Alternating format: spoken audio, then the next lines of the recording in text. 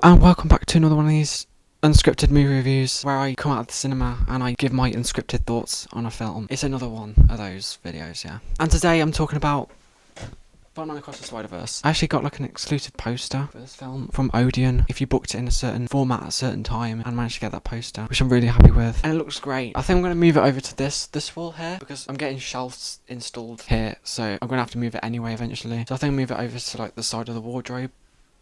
Let me display it. There it is.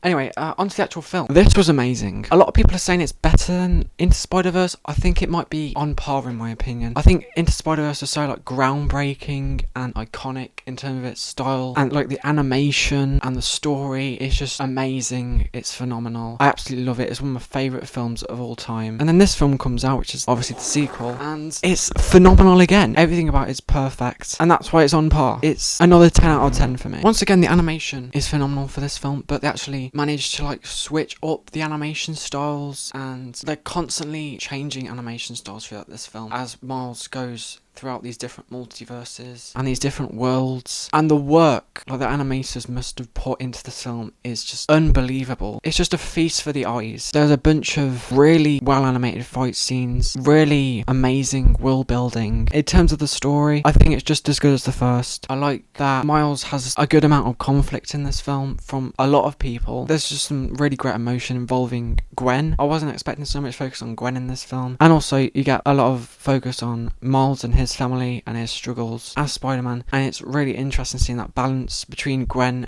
and Miles throughout the film. And it's just everything I love about Spider-Man compiled into like 2.5 hours. The voice acting also really stood out to me in this film as well. Haley Steinfeld as Gwen, I think she had some really great moments, and also you got a bunch of other like voice cameos from all the other Spider-Men as well, which is really fun to see. I think you got Daniel Kaluuya as like the British punk Spider-Man, which is really fun. There's just so many really nice Easter eggs and surprises for fans of Spider-Man, and there's a lot of callbacks to the last film as well, which I also really appreciate. Overall, a phenomenal film. I think this film just nailed it once again. Going into spoilers, there's a lot of great cameos that I wasn't expecting that really surprised me. I did get some of them spoiled on YouTube, like Donald Glover's the Prowler we got to see in like a multiverse container thingy. That was really surprising to see in live action. You also had like Miss Chen from Venom, which was really surprising. But I like how they're trying to connect it to like the MCU and the Sonyverse. Well, not so much the Sonyverse, because I'm not the biggest fan of the Sonyverse, especially with Morbius, which is the greatest film of all time, but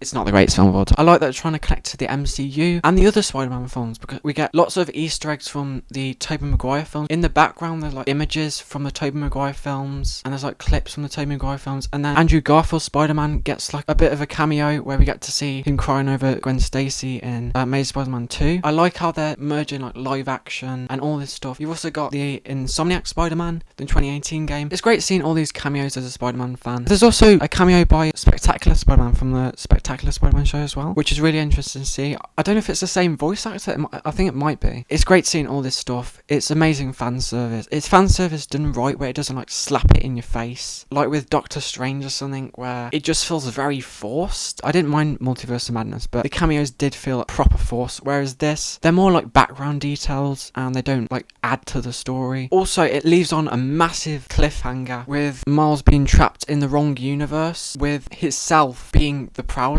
in that universe. Oh my god, it's such a sick twist, and I'm so excited to see Beyond the Spider-Verse, which comes out next year, is it, or the year after? I can't wait. We also had like 2 villains in this film. The Spot is like the main villain, and he is like trying to basically destroy the multiverse just to become more powerful and get back at Miles Morales. And then you got, I forgot his name. He's kind of a villain to Miles, but in like the correct way, because he views that Miles is ruining the multiverse, and obviously he doesn't want that happening, and he's always cleaning up after mess is made, and he's always trying to fix everything, and he's just fed up. And it leads to this like amazing chase scene with Miles Morales and him. It's just sick. It's just sick. It's amazing. So yeah, that's really all I have to say. It's perfect. It's a perfect film. 10 out of 10. It's phenomenal. I hope you enjoyed the video. If you did, please leave a like. If you didn't, please dislike.